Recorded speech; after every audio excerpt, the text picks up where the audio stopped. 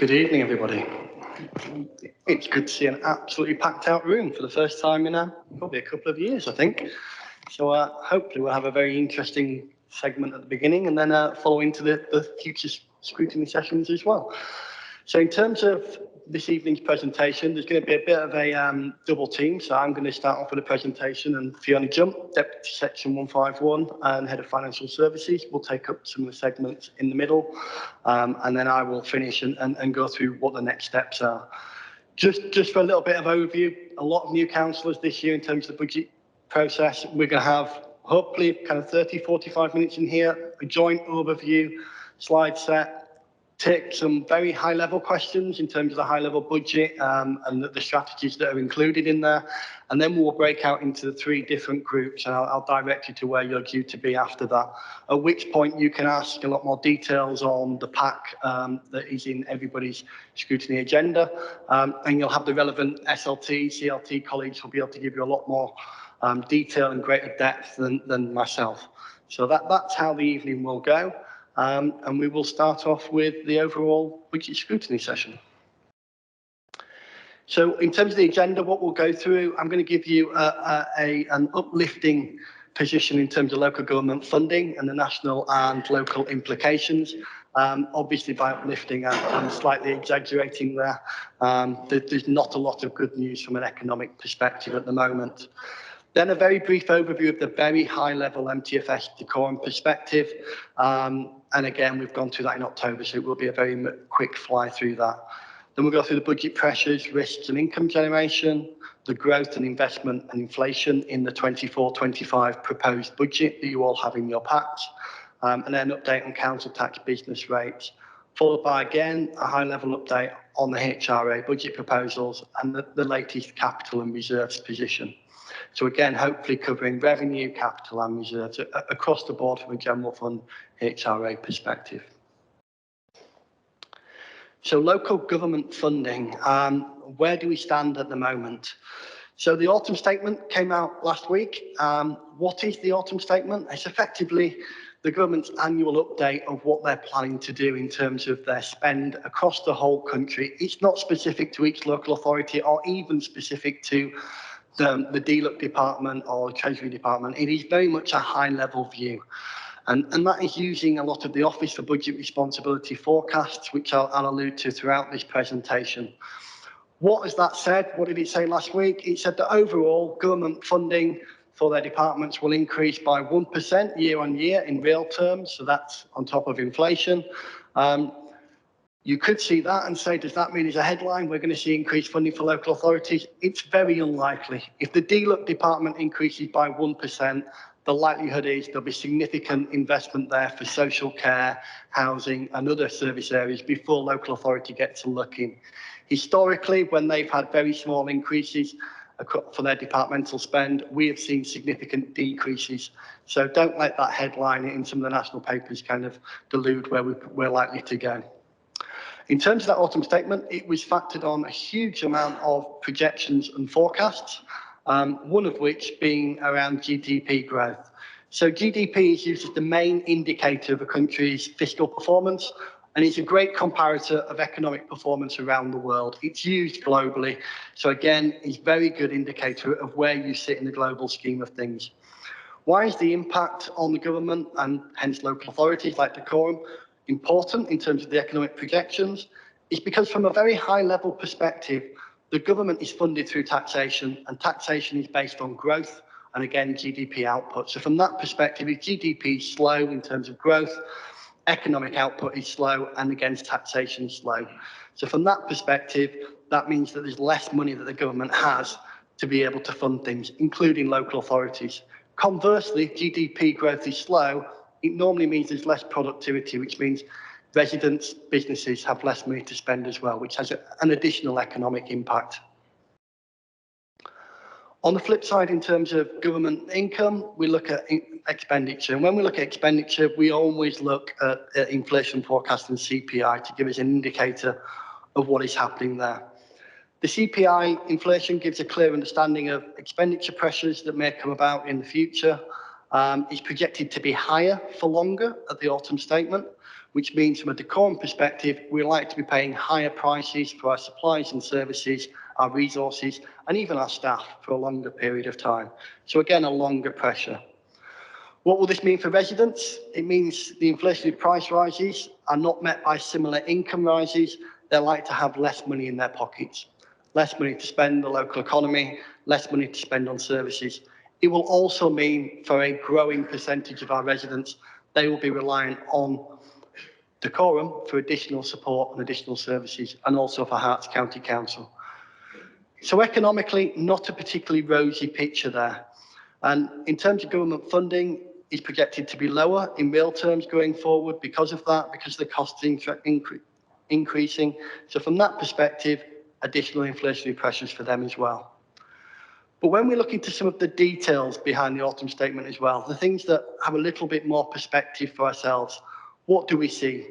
In terms of business rates, they're offering retail, leisure and hospitality relief. That is what we expected. We've had it since COVID came in.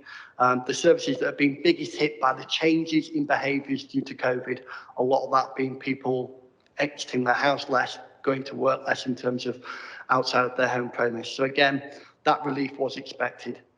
There are local housing allowance rates will be increased to the 30th percentile of local markets. Just a little bit of background, local housing allowance is effectively the benefits that some of our residents receive to help them pay their rents. These have been frozen for several years now, which has meant that rents have been increasing while their allowance haven't. This, on the face of it, is very good news. When you look into it in terms of more detail, the government is planning on refreezing these new local housing allowances, so they're not going to continue to increase it year on year in the future, which means the problem will still start to get worse.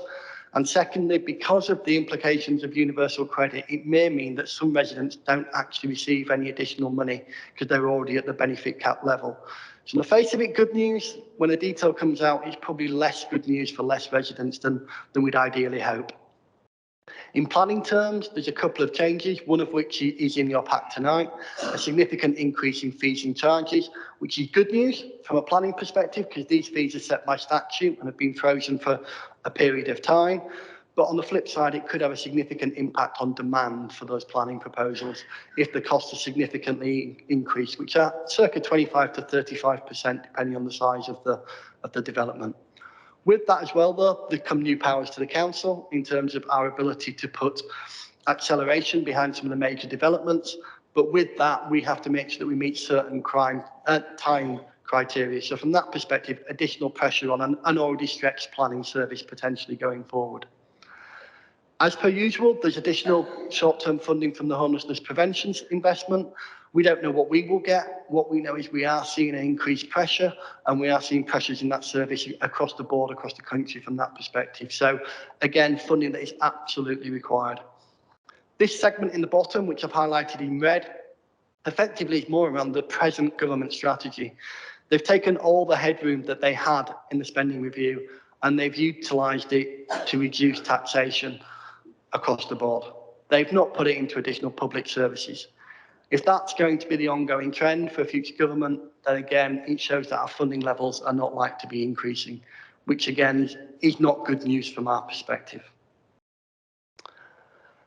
In terms of this slide here, this shows you the impact on local authority funding of the government having less money to spend. So you'll see there in 24-25, the major variance from 23-24 is the removal of new homes bonus, which is due to end in 23-24. Some of the very keen, eagle-eyed members in the room will know that there is a local government finance policy statement at about 6 o'clock last night that nobody expected. And in that policy statement, they do allude to funding going to local authorities, maybe under the new homes bonus banner. So we may get some funding on that we didn't expect. But again, it's going to be short-term, 1 year, a one-off amount. So it doesn't resolve the medium or the longer-term projections. What this graph does show you, though, is that government funding has fallen by 60% over this 10-year period. So again, the recent financial pressures we're talking about from inflation and interest rates is only coming on the back of 10 years of austerity. So again, it's more difficult times on top of the difficult times we've had over the last 9 or 10 years. In terms of these numbers, we'll get more validity to them around the local government finance settlement, which is due around about the 19th of December. But again, at this moment in time, we still don't know exactly when that will come out. Our projections have been reasonably accurate in recent years, though, so we hold a lot of credence to these projections.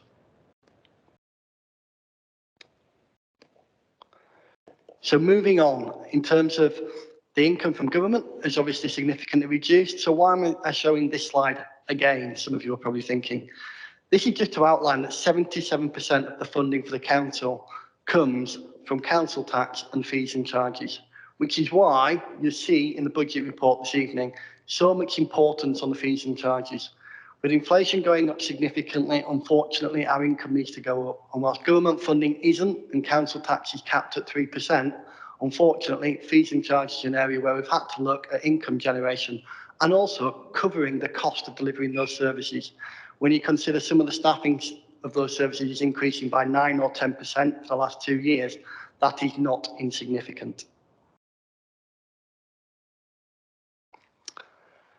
Local authority in the mainstream media. I've waited 20 years for this, but not for the reasons why we are now in the mainstream media.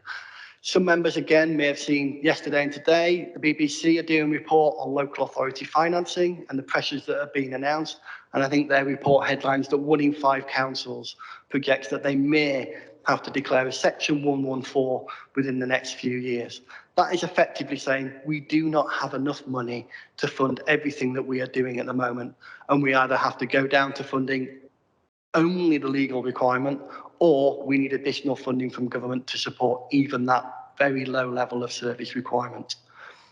Not the reason to be in the news, but from a positive perspective, it is outlining how the local government financing model is broken and that government does need to review that. It is likely to fall to a new government to do that. It's not likely to happen in the next 12 months. But to a certain extent, that news story is not a bad example for ourselves. The fact that 9 authorities in the last 5 years have had to declare that statement and none in the 20 years before that does show that it's not just a case of the small authorities that have been misguided, but actually a bigger funding issue that lies beneath that. Ernst & Young have done a review of all the Section 114s, not Nottingham, unfortunately, because that was only last week, and they've come up with some common themes, and they're listed on the slide there. From my perspective, does this give us great concern for decorum? Yes, obviously, in terms of seeing fellow local authorities having significant issues like ourselves. But when you look at these 5 key themes, from a decorum perspective, do we have high debt? No. We have one of the lowest debt levels in the country. We're in the lowest quartile of debt per cost of services. Do we have any legacy issues? That's any long-term contracts or commercial ventures that are now turning sour. No, we don't. We've been reliant on ourselves for many years. Do we have broad service pressures and demands? Yes, we do. We've got growing demands across most of our services. Homelessness is one area, temporary accommodation that stand out, even waste from the increased developments and the increased residents and homes that we have. But we don't have some of those broad service pressures like adult social care and children's social care, where demand and the cost is vastly outstripping any way of funding that. Savings delivery. Historically, we have a very good track record of delivering savings. It is getting harder. We've got to deliver 2.7 million over the medium term. That will be harder than it has been, but we can use some of those experiences and put them into those future plans and objectives. There is a lot of planning, development and implementation required for that. We will start that work and have started some of that work over recent months. Any specific issues? This again, COVID was a significant pressure, and believe it or not, it's still a significant pressure for a lot of service areas. They have not bounced back like they expected to. And there are some other areas such as large commercial ventures that organisations have got into that have then created significant financial pressure. Again, bring it back to decorum, we don't have those. So from my perspective, yes, we've got challenges. Do I feel like we are in the realms of Section 114? Absolutely not at this point in time. And the medium-term financial strategy that was published in October outlined that as well. We are aware of our risks and we are looking around that sustainability and the affordability going forward. That brings us nicely on to the MTFS, which is setting out why we believe that we are sustainable and affordable in the medium term. I'm not going to talk through these key assumptions. We talked through them a month or so ago, and most of you are very aware.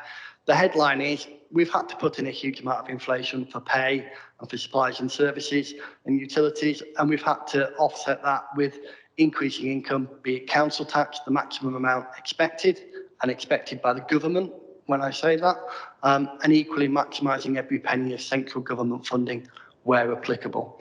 So from that perspective, we're setting a sound financial basis for our medium term. What did that MTFS tell us? This told us that we've got that residual savings requirement of £2.7 million. I feel that's an accurate and robust level, and that's the level that we're looking at in terms of a senior leadership team and a new administration in terms of how we go about delivering that going forward. And again, income will be a key part of that. We will get more details in terms of the local government final settlement in December, but probably not very much in terms of the medium term. That will again be something that is parked for a new administration and a new government to take on. So in terms of budget pressures, it's all right setting some key assumptions, but you also need to look at the detail of your budget areas and look at which areas you need to look at and which areas cause you greatest concern. Again, one of the themes that's come out of those councils that have had problems. In terms of income generation, it's fantastic that we've been able to create so much income so that we can continue to deliver the great services for our residents. The problem is we have to continue to achieve those income levels.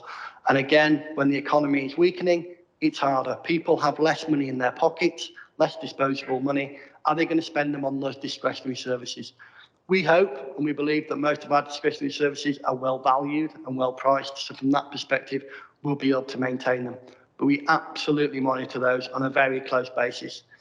£20-odd million per year of income is closely monitored so that we make sure that we are mitigating that risk where possible. The waste service goes through different transformation levels almost on an annual basis. It has to keep evolving. It has to keep changing. That could be changing route optimization. It could be changing from a climate change perspective, changing the vehicles we use and how we utilize it. But it is constantly evolving to meet those needs and also to become efficient and effective. Inflationary pressures. I showed a graph earlier that showed 4 different budget statements in the last 2 years, and you saw all 4 lines were in different places. Significantly changed from the March statement to the autumn statement in November. I would love to sit here and say the inflation projections we've got are robust and sound, and I believe them 100%, which I do. Do I believe that they're likely to change? Probably. Unfortunately, there's not a lot more we can say at this point in time. We are in very uncertain times, and very few people are able to predict those. What I would say is we have been very prudent in our assumptions. Pay award, for instance, we've assumed a 5% next year. The average in Hertfordshire is below 4%. So we are ahead of our peers in our assumptions, and we've been very prudent on that basis. So again, hopefully they're sound assumptions. Service demand. One of our ongoing pressures, particularly in the council at the moment, is responding to the asylum and refugee cases. We have got a lot of people housed in decorum on short-term basis by the Home Office. We're now trying to look and work with them to understand what that medium-term outlook will be. Potentially, big pressures may come from that, but again, we are doing everything we can, and I know Darren's in the room and his service are working very closely with the Home Office to predict what that demand would be and to try and find those solutions and work with central government organisations to provide the best service we can for those residents who, a lot of them, through no fault of their own, have found themselves in very difficult situations requiring a huge amount of support in a country that they know very little about. So I'll hand over to Fiona now to go through some of the next slides. Thank you, Nigel. If I have the next slide, please. So Nigel's given us some of the pressures that we're facing in the current financial year, and the next few slides really outline how we are proposing to address some of those pressures, as well as invest in the delivery of council services in 24, 25 and going onwards. The proposed changes to the current year budget really can be grouped into 3 areas: investment in our services, responding to expected inflationary increases, and then also looking at additional income generation to help support that ongoing delivery of services for the council. So the first area is around growth areas. Broadly, we have around £800,000 that we're proposing to put into the budget for next year to support our key corporate strategies, some of which are listed on this slide. Key ones are around our digital strategy, our people strategy, so making sure we've got the right staff in place to deliver services to our residents and to our businesses, and then also responding to pressures that we've seen arise in year. We've taken reports to Scrutiny regarding income pressures in the current financial year.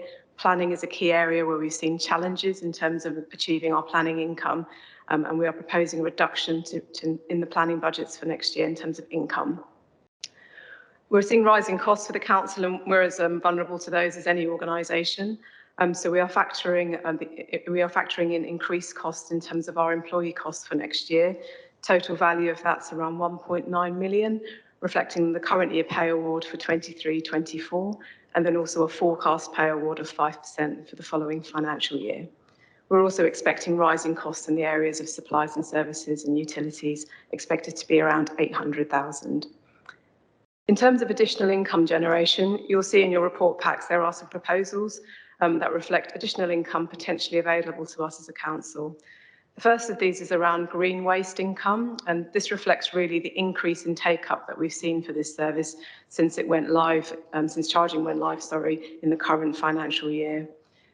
Parking income proposals are also part of the agenda, and they also form part of a separate report that's going to Finance and Resources this evening, and that potentially represents 500k of additional income to the council next year. Nigel mentioned that we get a significant source of our income from other discretionary fees and charges, and broadly we're proposing a 5% increase on those charges for next financial year, which is just over 300,000 of additional income potentially for the authority. I'll move on to council tax and business rates. So both of these income streams are, again, significant for the authority and help us deliver our general fund services. The first of these really is business rates. So the way in which business rates operates is that Decorum, as a billing authority, collects business rates from local businesses and organisations on our own behalf, on behalf of central government, and also on behalf of the county council. The bills that our local organisations and businesses received are based on their business rates valuation, and that's something that's determined by central government. That particular valuation is multiplied by a multiplier, again set by central government, to give the bills that our local organisations are paying. We've seen volatility in the current year. The reasons for that are listed on the slide. In order to try and manage that volatility, the council has had in place in recent years a particular reserve called the Funding Equalisation Reserve.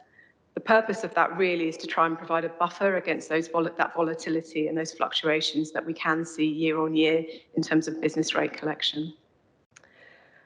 During the current calendar year, we saw the implementation of a national business rates revaluation.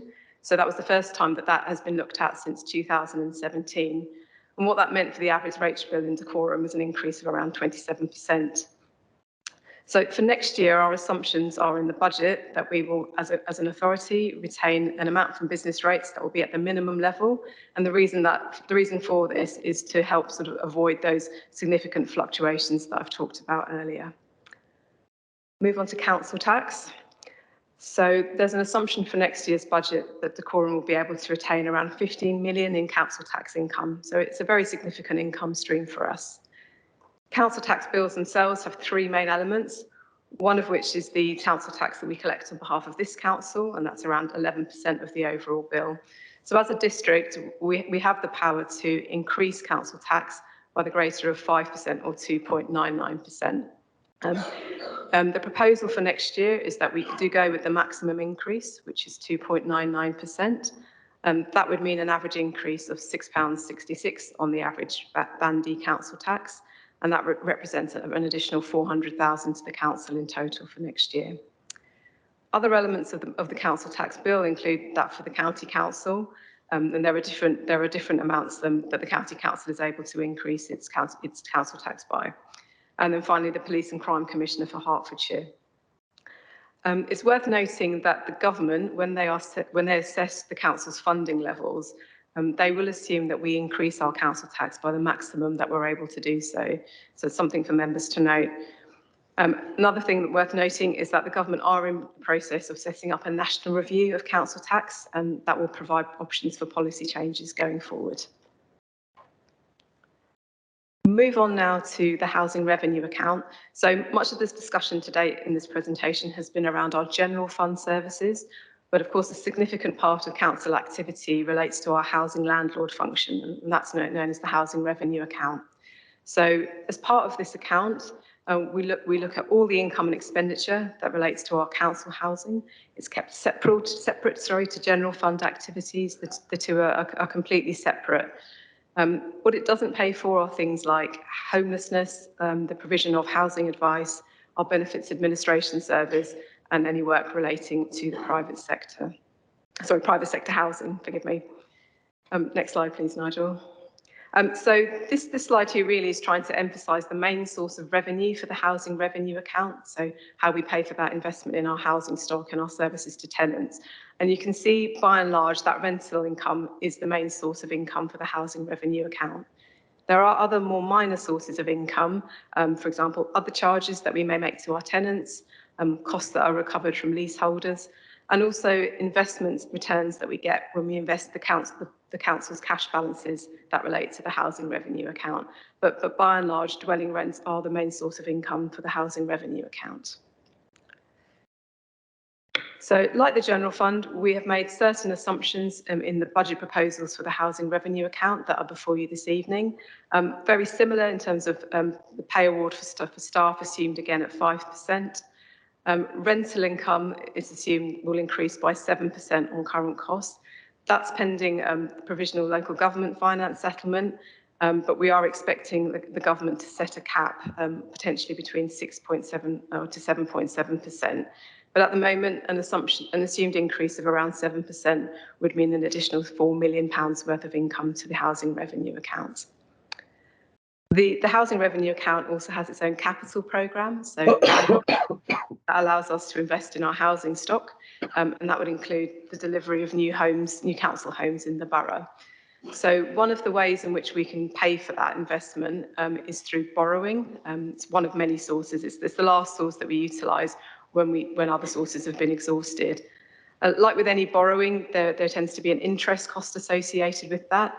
As we are forecasting to need to borrow to finance our capital programme, we're also expecting our interest costs to increase in future years. Members will also be aware of the increasing demand on our housing service, that hasn't gone away. We're also seeing rising costs in that area, so it feels prudent to increase our maintenance budgets for next year by quite a significant amount, around 28%, which is just over £4 million in terms of costs. And then just finally, in order to provide some resilience to the housing revenue account going forward, we're proposing to increase an amount to contribute to reserves, really just to try and buffer the housing revenue account against any unexpected financial events that may occur in future. Members might want to note that we do take a detailed housing business plan, and the next version of that will go to scrutiny in January. And I'll hand back to Nigel at this point for capital and reserves. Thank you. So we'll do a very brief view of capital reserves. In terms of the headline from this perspective, there's not a huge amount of change on the capital programme, and equally not a huge amount of change in terms of our reserve use. A big part of that is, at the moment, the new administration are developing their corporate plan, which is due to come in the new year, and that will form some of the key strategies and the key areas of investment. And as part of that, we'll be looking at the capital programme and the investment programme going forward. So I'd expect significant changes in 2024, but at this moment in time, a lot of the capital programme and the reserve drawdowns are rolling forward from the previous year. So in terms of the capital programme, overall, there's a £69 million 5-year programme, and a significant proportion of that is around the leisure investment strategy and place-shaping acquisitions that were set out in the previous administration. Again, as I've alluded to earlier, these will be under review over the next few months to ensure that we can get best value in that capital programme, but deliver the good outcomes that we want to with our assets, so we can deliver good quality services to the residents.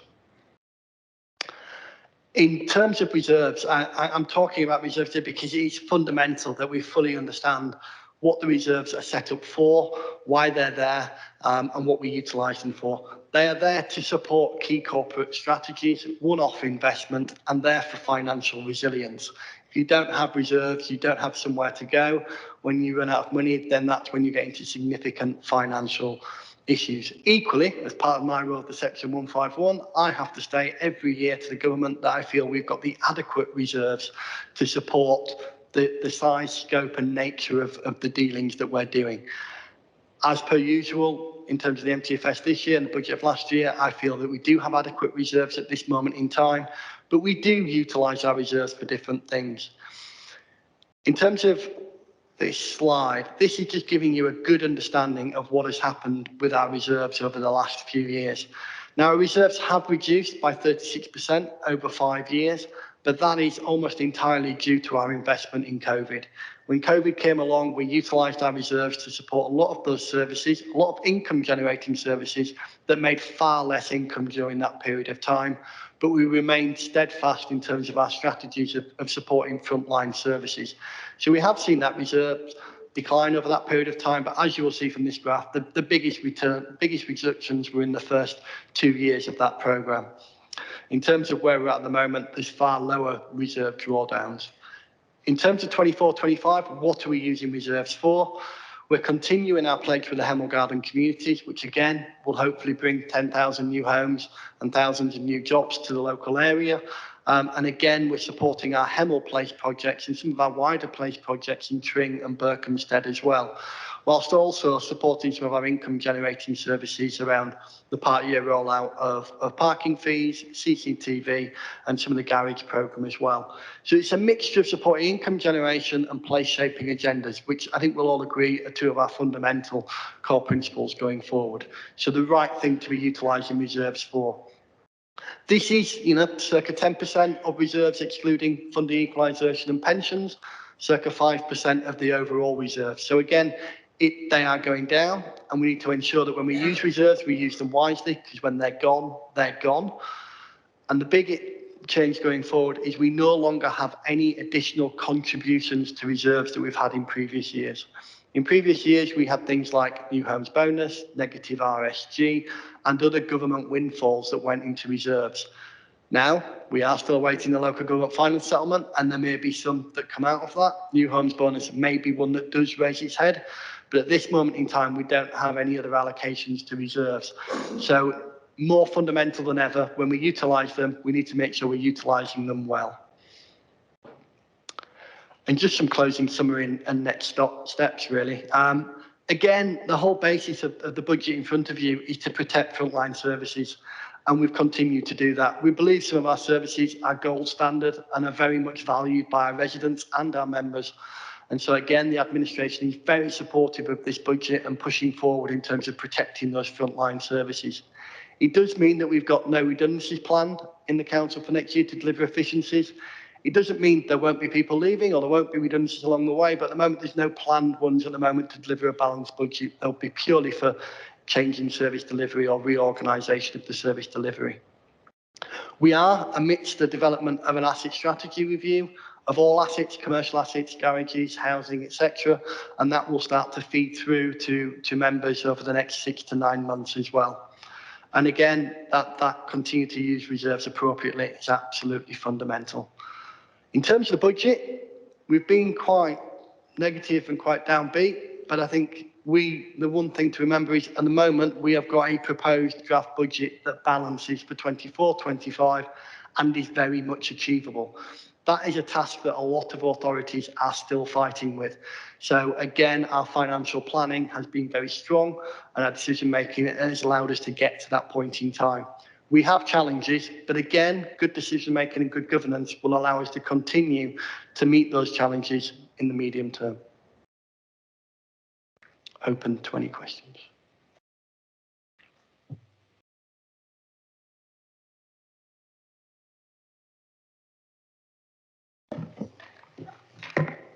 Thank you, Chairman. I've got 2 questions here. You talked, I think, Nigel, you talked about inflation earlier. I see that the CPI headline rate is 4.6%. So I haven't got figures for March in front of me. So how does that compare with March? And how does it compare with where we thought we were like 2 years ago? So I will go back to the CPI slide. So we've got all the data there.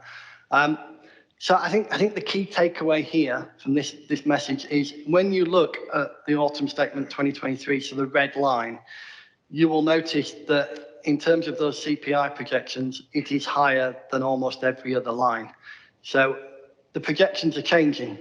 Overall, in terms of this position, I think they're projected to increase by 0.9% greater than they were in March. It's a changing feast. And in terms of members, I have a lot of queries around CPI, and a lot of people are going, right, we've had a significant reduction in CPI in terms of the headline rate to 4.6%. One of the things that economists are really focusing on at the moment is the core inflation. So that's some of the things that we do every day that we can't avoid. And the issues there are that that's projected to stay higher for longer. And that's the everyday essentials like food and utilities and things like that. So from that perspective, that's the one that actually hits the residents most in the pocket.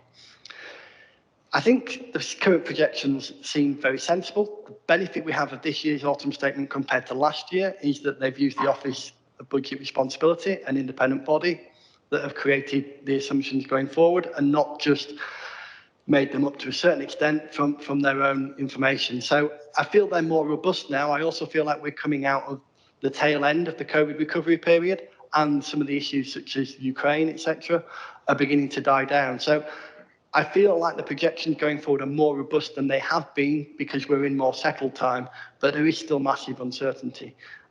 What we have seen in the last couple of years is that one major event or two major events can change those projections significantly. The headline from my perspective is we increase our council tax by the maximum amount. It makes £400,000. Our pay award this year is increased by 1.9 million alone. That tells you the significant pressures we're having through the inflationary increases. Thank you for highlighting the uncertainty of the situation and the robustness of the projections. So, robustness of the projections is always something that I've had at the back of my mind. And thinking about reserves, as you say, once they're gone, they're gone. And there is going to be a net reduction in reserves according to this budget. Is that something you see happening as a year-on-year basis? So I would expect the reserves to go down year on year for the next 2 or 3 years, because at this moment in time, we're not projecting to put any money into the reserves. So every time that we support a corporate strategy or a key deliverable and we utilise reserves, they will go down. In terms of the level that they will go down, that will be carefully monitored and assessed when those decisions are made. The key thing to remember about reserves is all reserve allocations are made by Cabinet. So there is a clear governance and oversight there. And all the reserve drawdowns will have relevant statutory officer comments.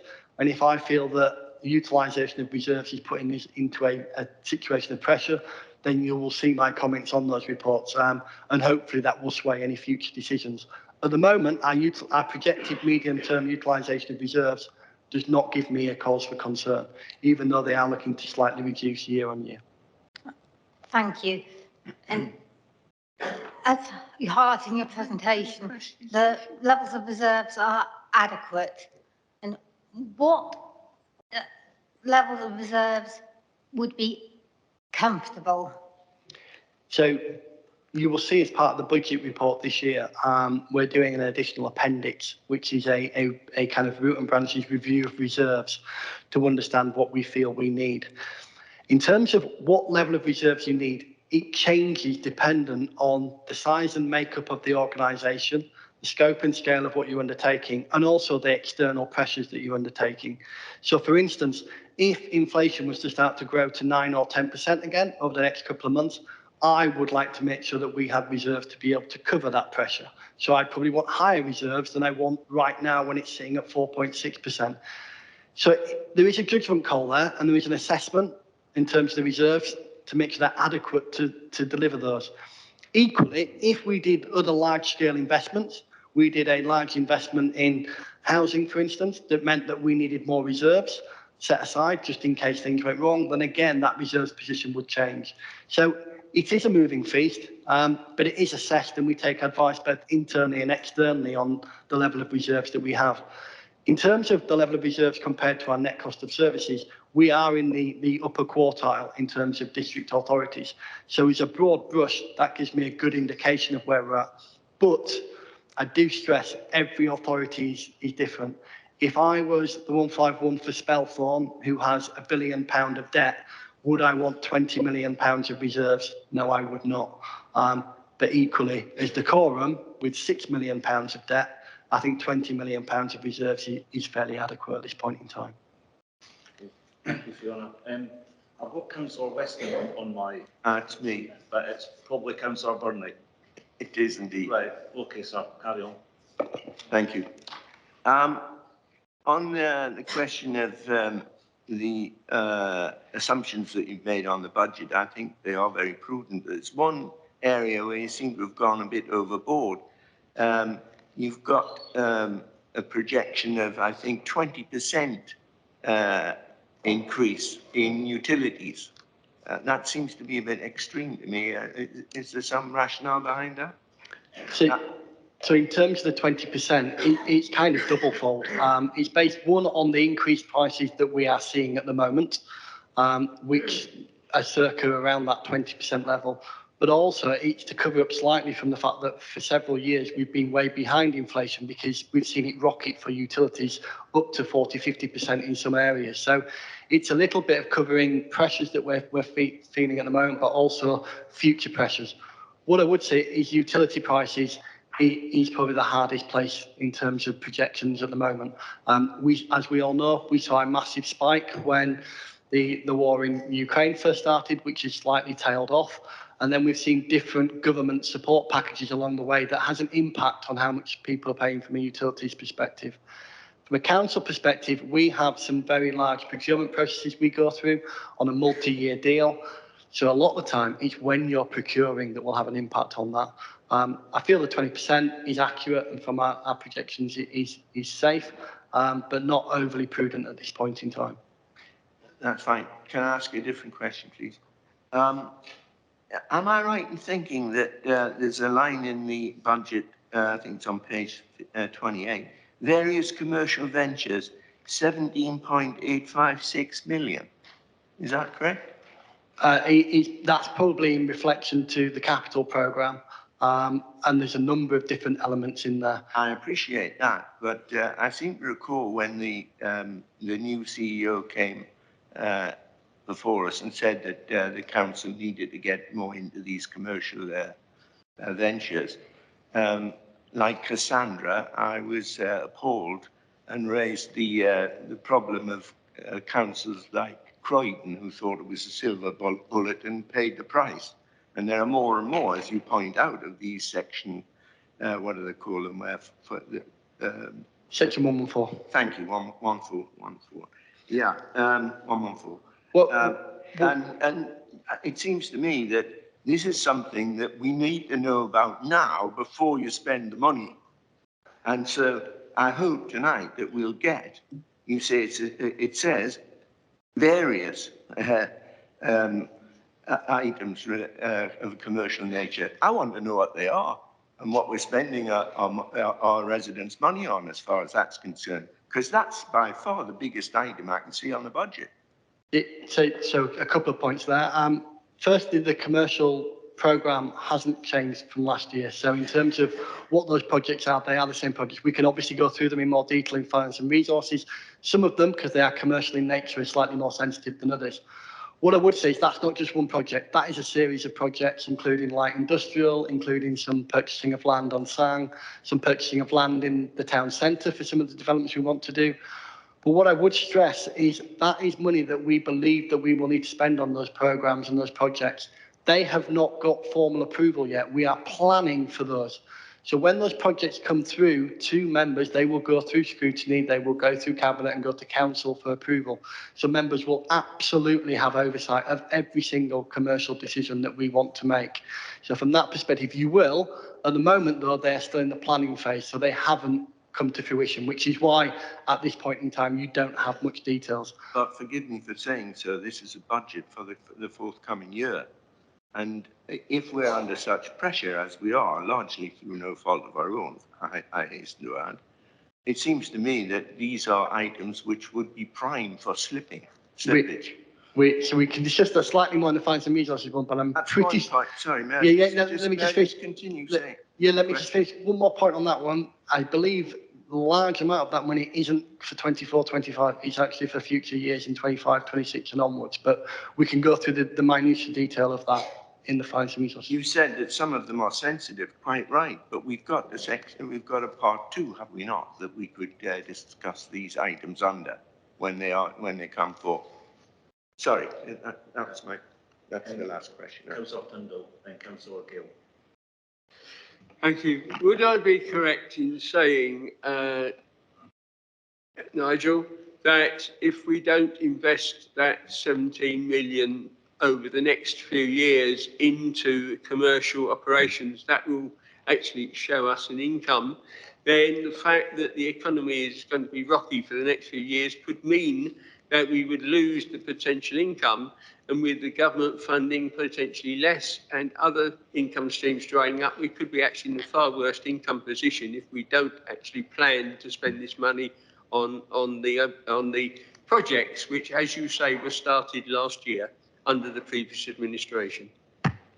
So in terms of the commercial ventures, they are commercial. So the idea is they will make an investment return. So this is not just money that's been spent without a return. And just to stress one of the comments I made earlier, 48% of our income that the council receives is from fees and charges, and a lot of that is services. In fact, a quarter of that is commercial property. So from that perspective, we do have commercial enterprises at the moment that bring a return that allow us to fund the services that we deliver. And the idea of that commercial programme, as Councillor Tyndall has alluded to, is to continue to support those commercial ventures so that we have got additional income to invest in services that we deliver. Government funding is going down. Local authorities are having to find alternative ways to finance them. What I would stress, and I absolutely get Councillor Burney's nervousness around commercial programmes and projects, Croydon, Thurrock, Spelthorne, you can go through a list of authorities, positive and negative in terms of what has happened. And that is why we absolutely have the governance in place so that those decisions will get the full scrutiny before they are implemented. But again, I think if we don't try to explore the commercial opportunities that may be available, we could find ourselves in a position without the income to be able to support some of the service delivery we want to do. I just want to know what they are now. Okay, Councillor Burnley, could you turn your light off? Oh, sorry, I beg your pardon. Councillor Gill, please. Sorry, Thank you. Thank you very much for the presentation. It's extremely helpful and very clear on our income sources. And I'm just wondering whether it might be possible to have something that's equally clear on the expenditure side of it. For example, talking about frontline services, something which really shows very clearly what our frontline services are broken down, and also our the opposite of frontline, so the supporting services as well. It would be very helpful to have something just as clear as that on the expenditure side, if there is such a thing, then we can really show to ourselves and our residents exactly what it is that we're doing.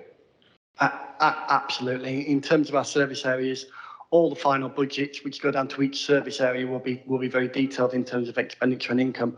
But in addition to that, what we're actually undertaking at the moment is a full review of all our services into statutory and discretionary services, which is something that will come back to members over the next few months in terms of fully understanding where we're investing in statutory or discretionary services, what the return is on that investment, and how we're delivering those services. So again, that will give you a fuller detail. In terms of the expenditure pack in the scrutiny papers, it does give you a full breakdown in terms of where the expenditure is there.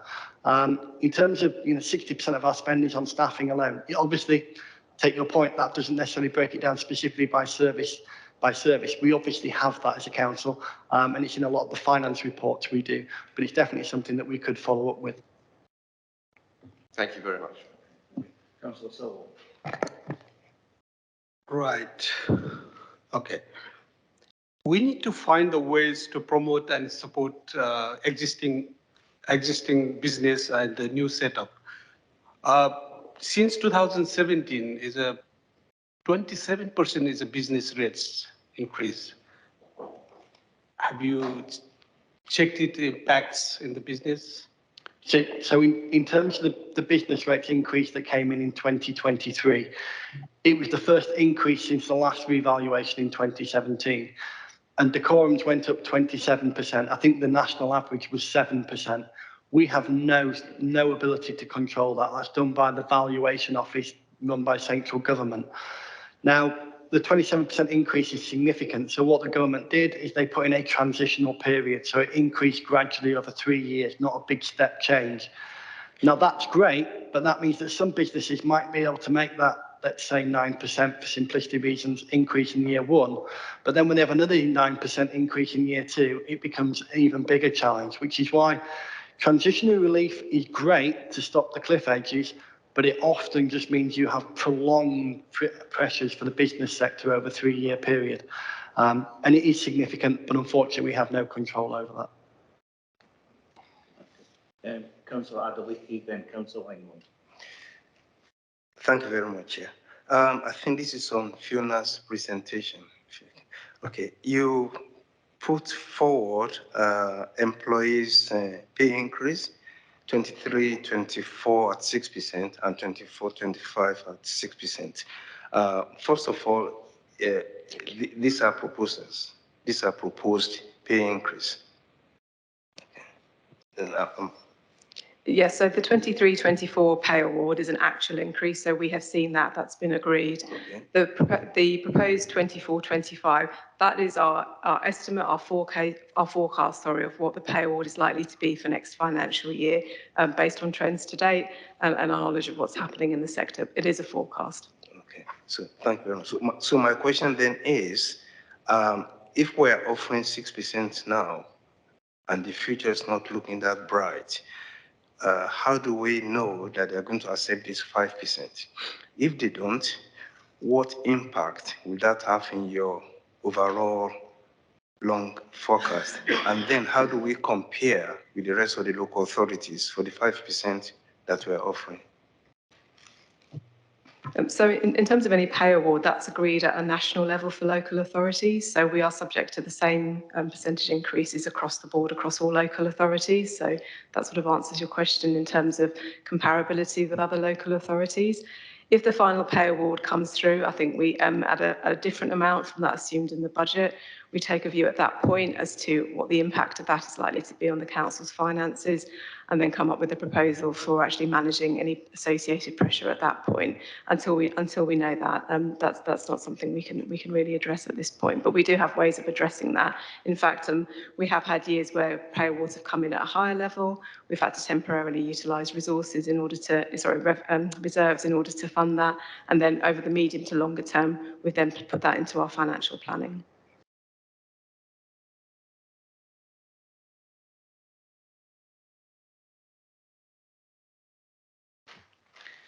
Thank you. So I think perhaps it's interesting to compare the roles of reserves and income. An adequate level of reserves is an important consideration, but so is a reasonable system of deliverable income. So perhaps something for a government to have been thinking about when cutting RSG over the last few years, and allowing council to retain only 3% of business rates. Thank you. Agreed.